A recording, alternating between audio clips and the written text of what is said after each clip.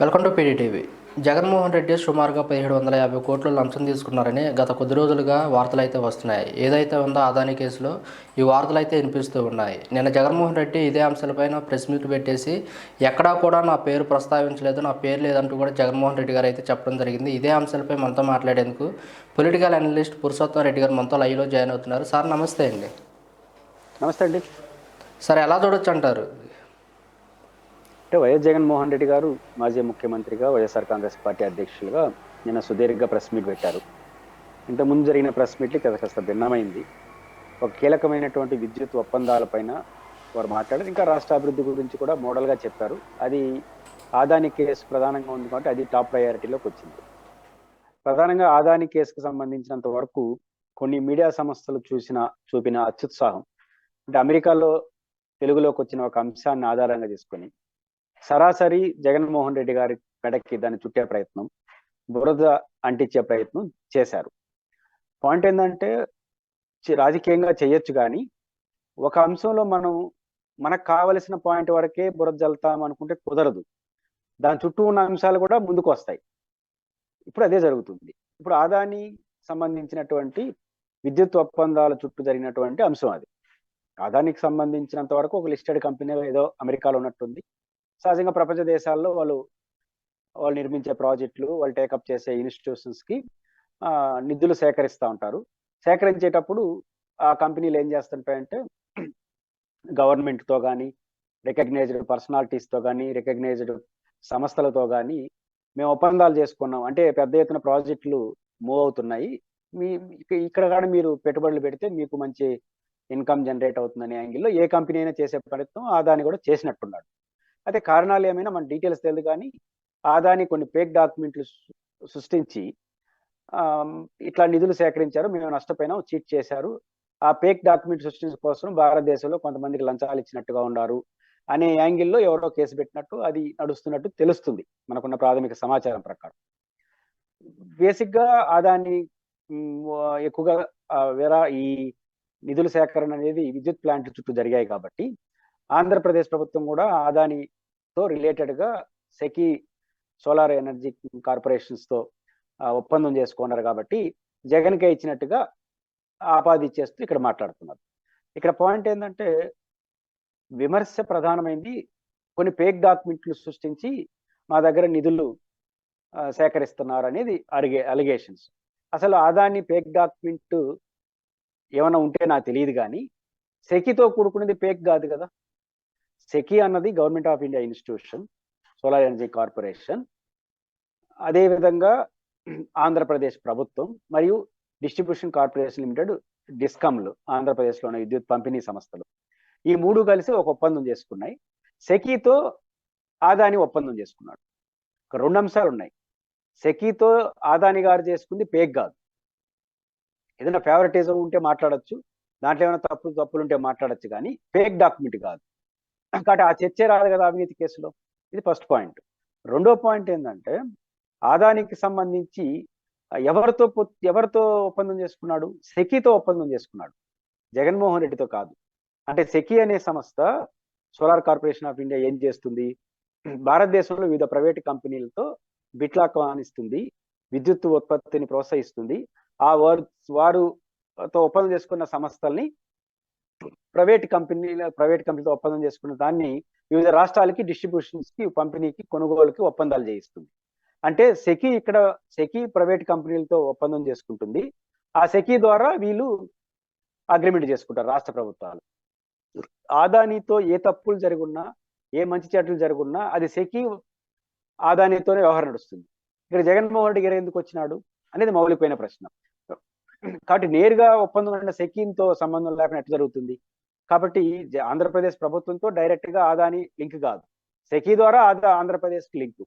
తప్పు ఏదైనా జరిగితే సెకీ ద్వారా జరగాలి.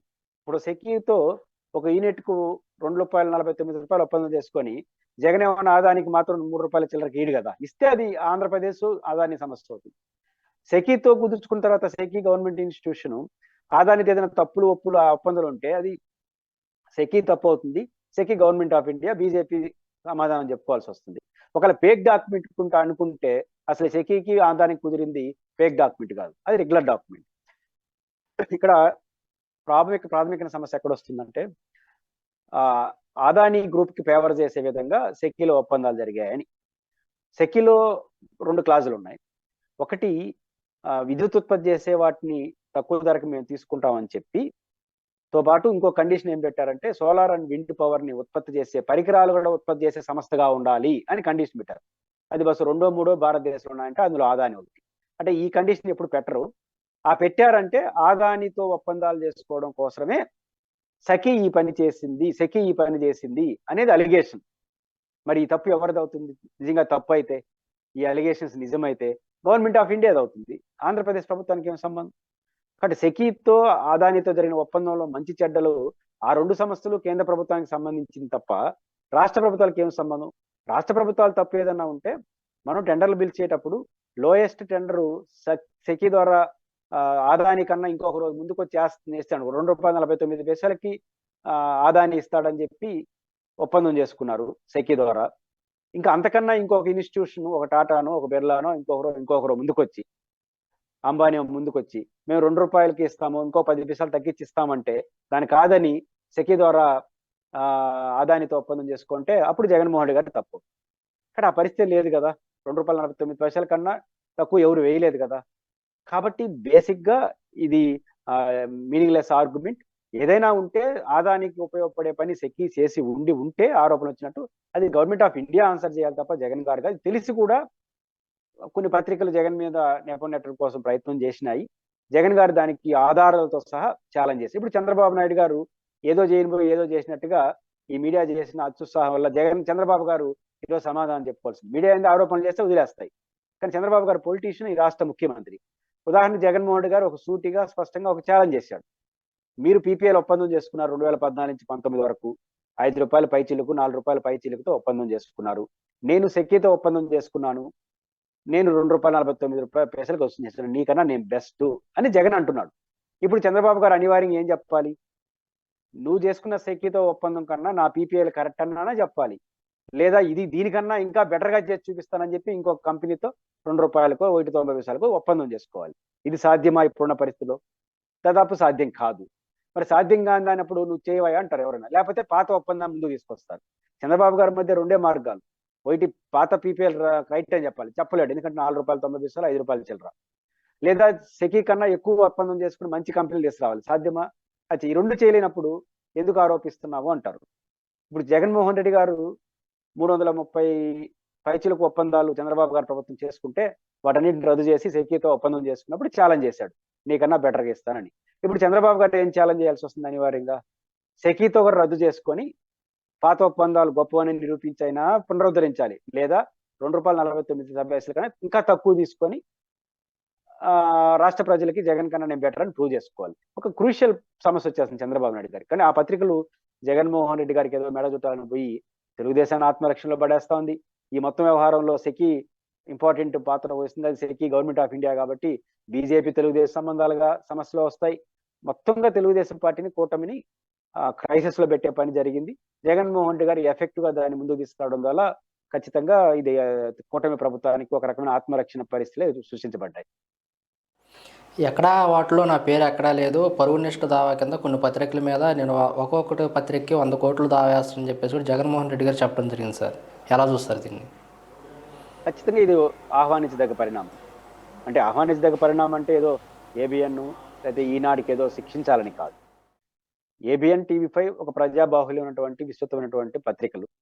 జగన్మోహన్ రెడ్డి గారు ఒక ప్రజాబాహుల్యంలో విస్తృతమైనటువంటి ప్రజామతం ఉన్నటువంటి ఒక ప్రతిపక్ష పార్టీకి చెందిన వ్యక్తి, ఒక రాష్ట్ర ముఖ్యమంత్రిగా పనిచేసిన వ్యక్తి, ఒక పార్టీకి అధ్యక్షులు.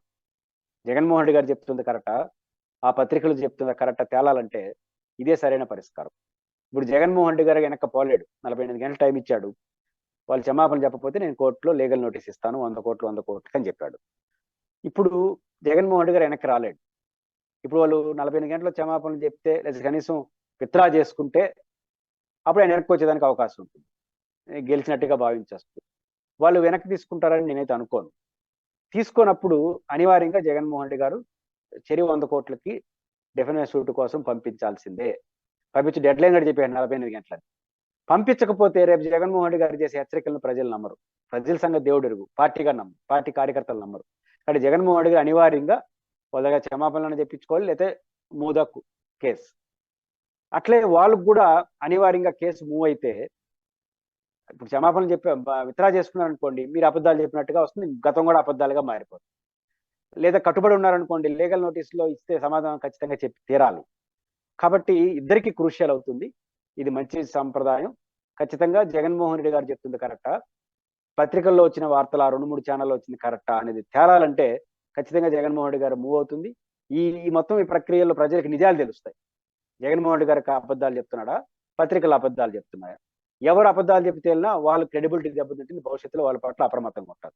కాబట్టి జగన్మోహన్ రెడ్డి గారు పరువు దావా కేసు అనేది రాష్ట్రంలో ఒక కీలకమైన మలుపు తిప్పే అవకాశం అయితే ఉంటుంది. Thank you sir. మీ అమూల్యమైన సమయాన్ని మాతో కేటాయించినందుకు ధన్యవాదాలు సార్.